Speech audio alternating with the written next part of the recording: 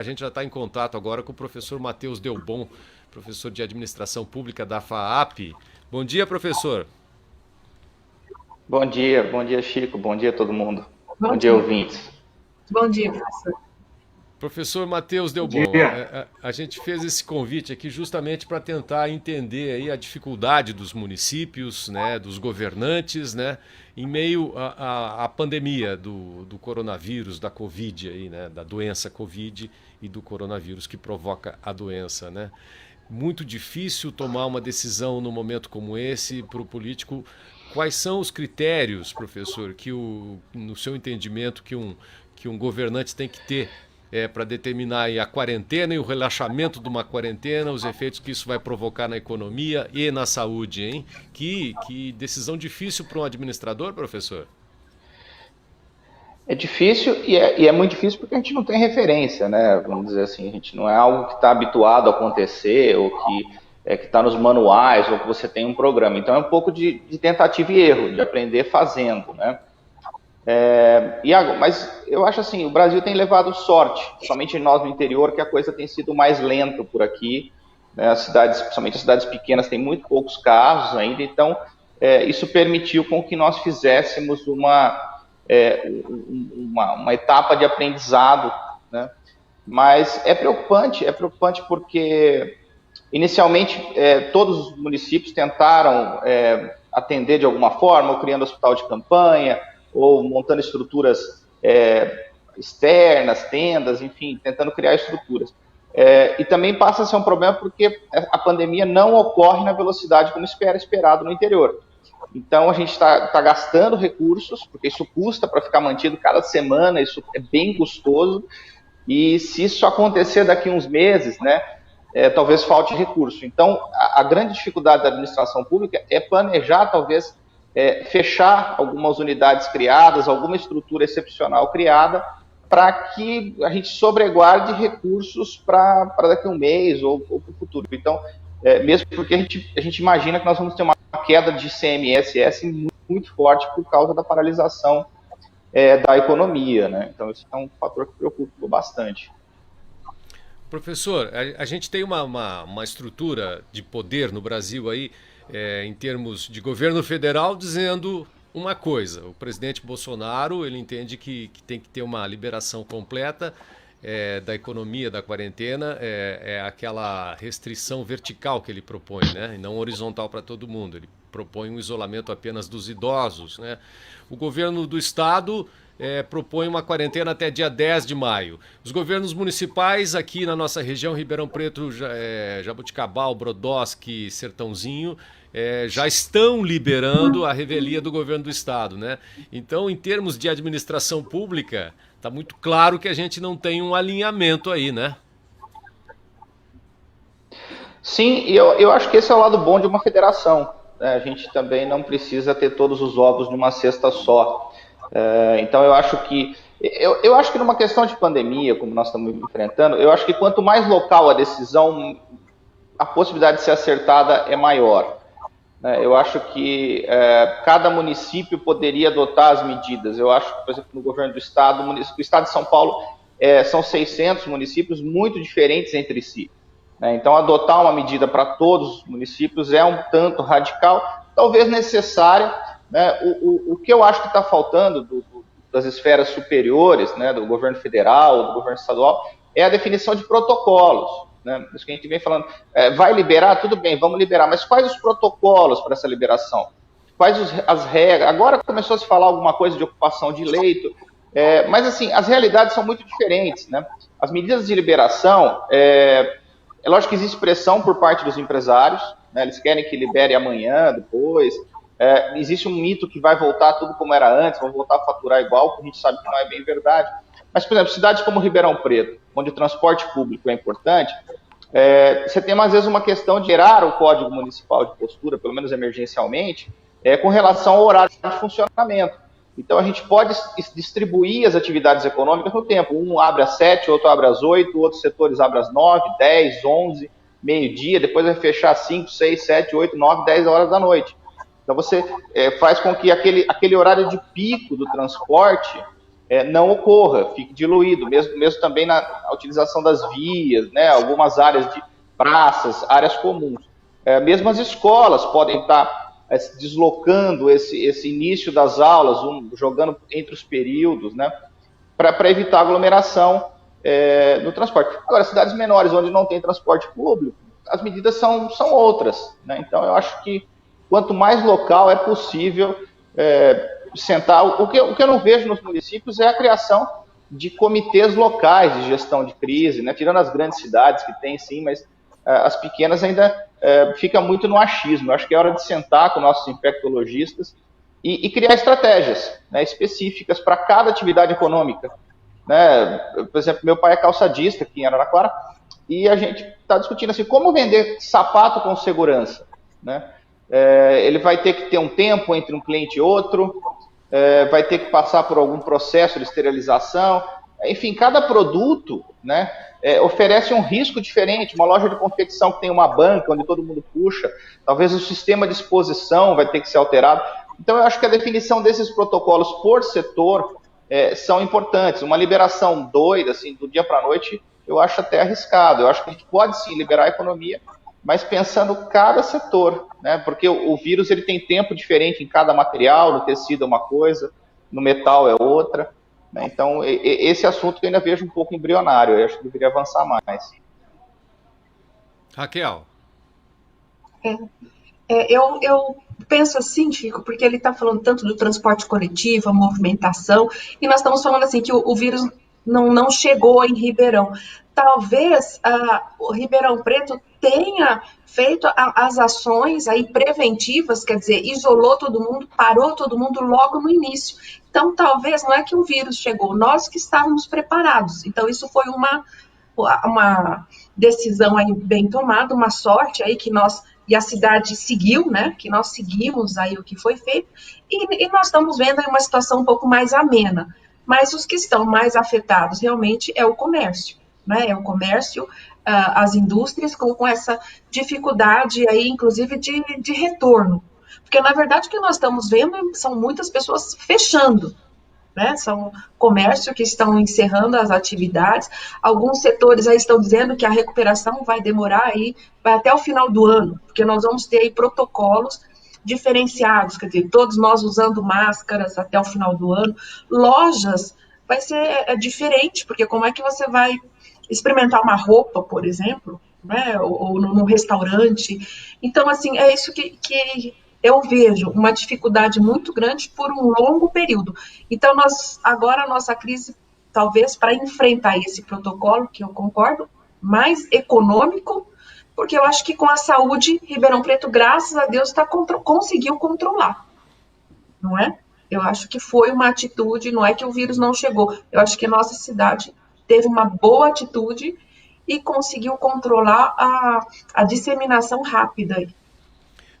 Professor Raquel e Regis, a gente já informou, já disse aqui, mas vale reforçar, né, que esse comitê de discussão da crise, professor, que já existe em Ribeirão Preto, tem 15 representantes, está reunido nesse momento, neste sábado, 25 de abril. Nesse momento, esse comitê está reunido, né, com vários segmentos, saúde, comércio, segurança, enfim, para discutir o decreto que já está escrito. O prefeito Nogueira já disse que tem o decreto redigido em cima da mesa, vai passar por algumas alterações, mas alguns pontos desse artigo a gente pode até adiantar, e dentro disso que o professor Matheus está falando aí, que tem que ter talvez um cronograma de abertura, de horários, de datas, né?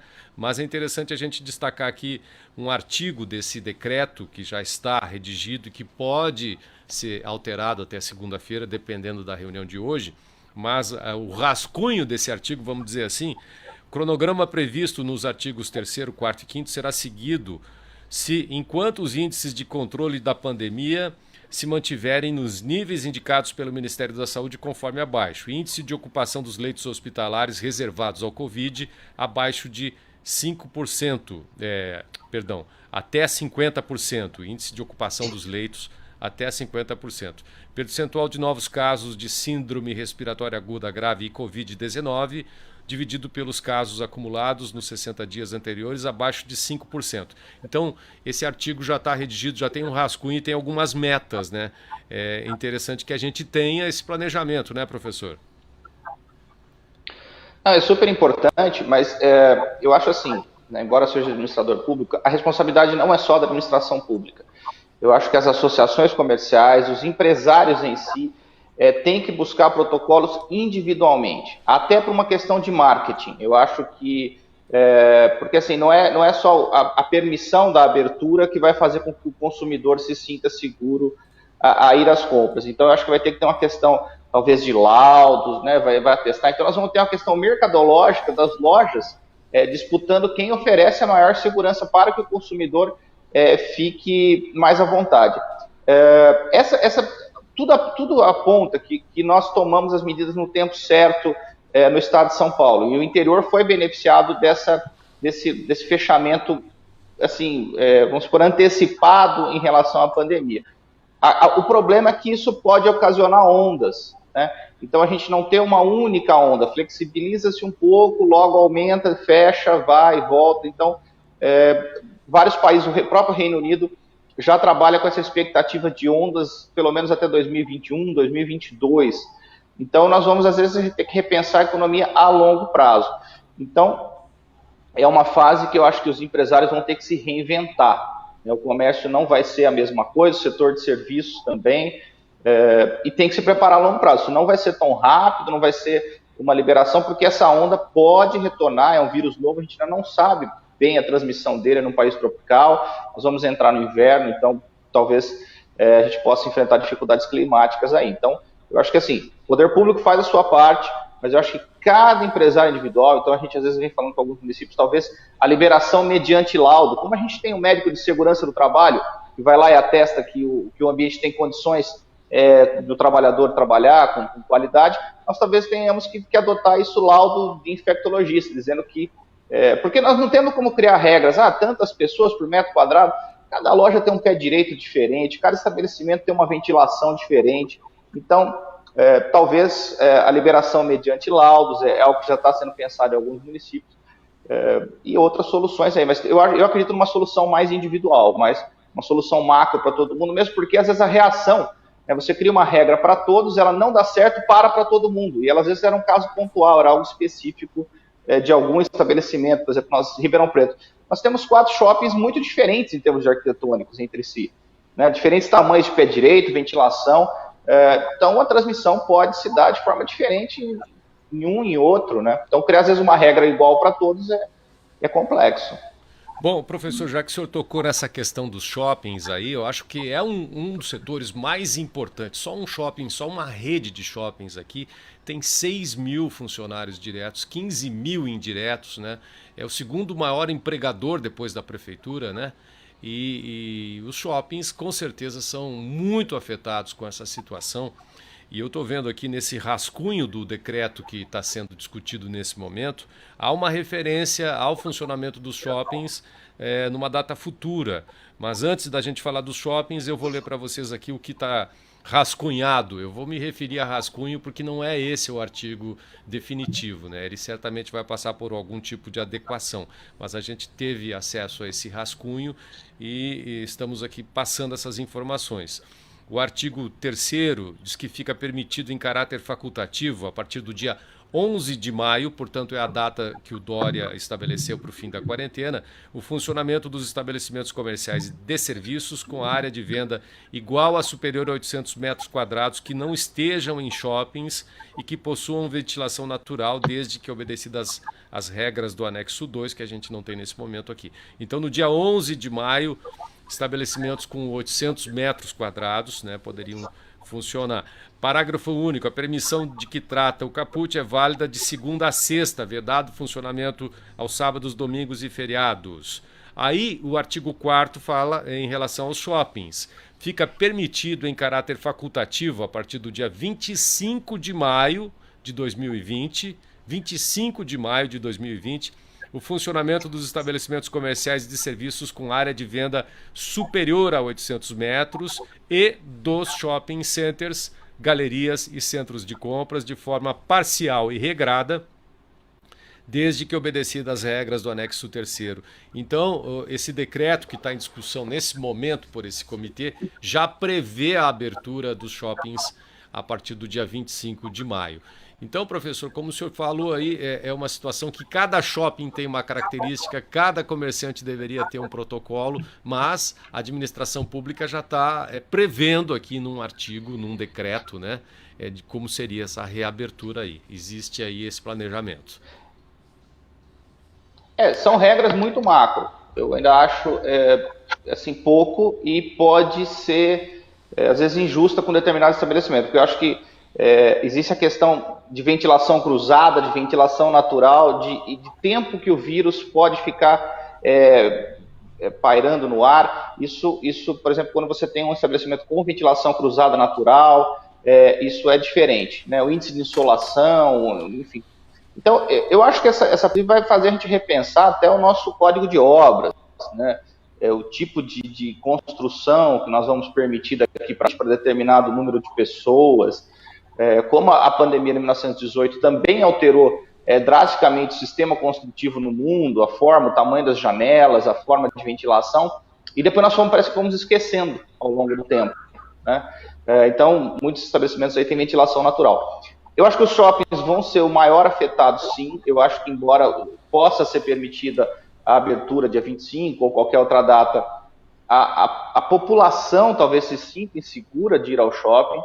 Então, talvez é uma oportunidade também para o comércio de rua, né, que vinha perdendo espaço, vinha se deteriorando, da gente voltar a criar bulevares em Ribeirão, repensar o comércio de rua não só na região central, mas em outros bairros, né? Talvez um comércio de rua mais diferenciado, com horários de atendimento, podendo abrir à noite em determinadas ruas. Então, é uma oportunidade até de repensar o nosso urbanismo, na forma como que o comércio e os serviços se dão.